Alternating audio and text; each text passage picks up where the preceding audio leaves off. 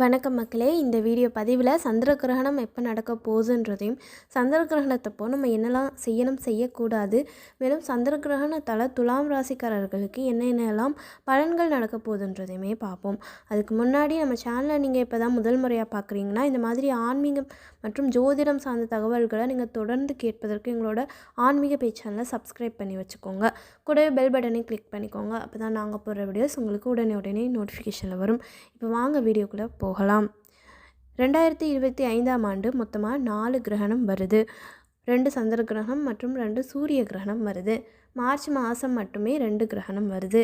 March மாதம் 14ஆம் தேதி சந்திர கிரகணமும் March மாதம் 29ஆம் தேதி சூரிய கிரகணமும் வருது.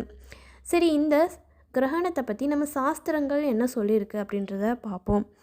கிரகண நேரம் ரொம்பவுமே சக்தி வாய்ந்த நேரம். இந்த சக்தி வாய்ந்த நேரத்தில் தான் தெய்வங்கள் தங்களோட சக்திகளை புதுப்பித்து கொள்ளுது.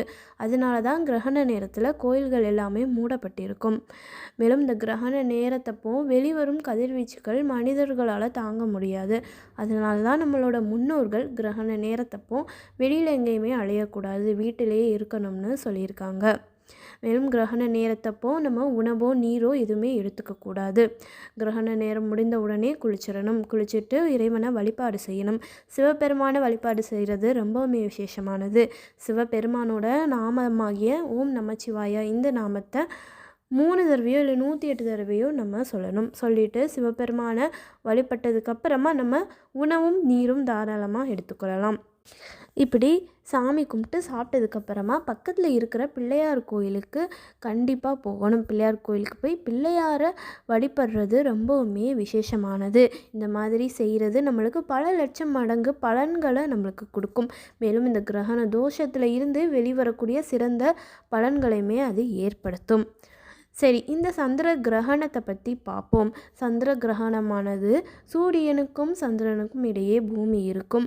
சூரியனால் வெளிவரக்கூடிய கதிர்வீச்சுகள் பூமி மேலே முழுமையாக பட்டு பூமியோட நிழல் சந்திரன் மேலே விழுகும். இதனால் சந்திரன் முழுக்க இருள் அமைப்பில் இருக்கும். இதுதான் சந்திர கிரகணம் அப்படின்னு சொல்கிறாங்க. இந்த சந்திர கிரகணமானது மார்ச் மாதம் 14ஆம் தேதி, அதாவது மாசி மாதம் 30ஆம் தேதி காலை 10:39 மணியில் இருந்து பகல் 2:18 மணி வரையுமே நடக்குது. இந்த சந்திர கிரகணத்தை இந்தியாவில் பார்க்க முடியாது. மேலும் வட அமெரிக்கா மற்ற நாடுகளில் இந்த சந்திர கிரகணத்தை பார்க்கலாம். சரி, இந்த சந்திர கிரகணத்தால் துலாம் ராசிக்காரர்களுக்கு என்னென்னலாம் பலன்கள் நடக்க போகுது அப்படின்றத பார்ப்போம். உங்கள் ராசிக்கு 12ஆம் இடத்துல தான் இந்த சந்திர கிரகணம் நடக்குது. அதாவது கன்னி ராசியில் சந்திரனும் கேதுவும் இணைந்து இந்த சந்திர கிரகணத்தை ஏற்படுத்துகிறாங்க. சந்திரன் உங்கள் ராசிக்கு 10ஆம் அதிபதி. இப்போ 12ஆம் இடத்துல இருள் அமைப்பில் இருக்காங்க. இதனால் என்ன பலன்கள் அப்படின்னா, தொழில் செய்கிறவங்களுக்கு தாங்க இந்த காலகட்டம் ரொம்ப கஷ்டமாக இருக்கும். அதாவது கிரகணத்தை ஒட்டிய ஒரு 10 நாள் ஒரு வாரம் நீங்கள் எடுத்துக்கலாம். மார்ச் 10லேருந்து மார்ச் 18 வரையுமே இந்த காலகட்டம் எடுத்துக்கலாங்க. இந்த காலகட்டம் உங்களுக்கு தொழில் பண்ணுறவங்களுக்கு நல்லா இருக்காதுங்க. தொழில் ரீதியாக கண்டிப்பாக அலைச்சல் ஏற்படுங்க. ஒரு ஊர் விட்டு இன்னொரு ஊர் போகிறது, இல்லை வேறு மாநிலம் வெளிநாடு போகிறது, இந்த மாதிரி தொழில் ரீதியாக அலைச்சல் கண்டிப்பாக ஏற்படும். அது மாதிரி அந்த அலைச்சல் ஏற்பட்டாலுமே உங்களுக்கு சாதகமாக அமையாது. நீங்கள் எதிர்பார்க்குற விஷயம் சாதகமாக அமையாது.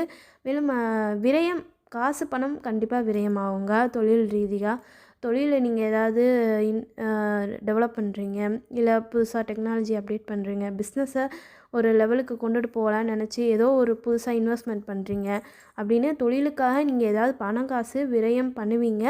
இந்த காலகட்டம் அதுக்கான வாய்ப்புகள் ஏற்படும். அப்படி நீங்கள் பண்ணாலுமே அது சாதகமாக உங்களுக்கு அமையாது. அதனால் தேவையில்லாத காசு பணம் விரயம் ஆகுறத நீங்கள் குறைக்கிறது ரொம்பவுமே முக்கியமானது.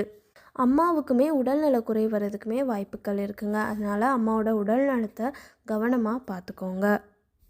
மேலும் சில பேருக்கு தொழில் ரீதியாகவோ இல்லை உத்தியோக ரீதியாகவோ அம்மாவை விட்டு பிரிஞ்சு செல்லக்கூடிய சூழலும் ஏற்படுறதுக்கு வாய்ப்புகள் இருக்குது. மேலும் உத்தியோக ரீதியாக தொழில் ரீதியாக நீங்கள் வெளி மாநிலம் இல்லை வெளியூர் போகிறதுக்குமே வாய்ப்புகள் இருக்குதுங்க.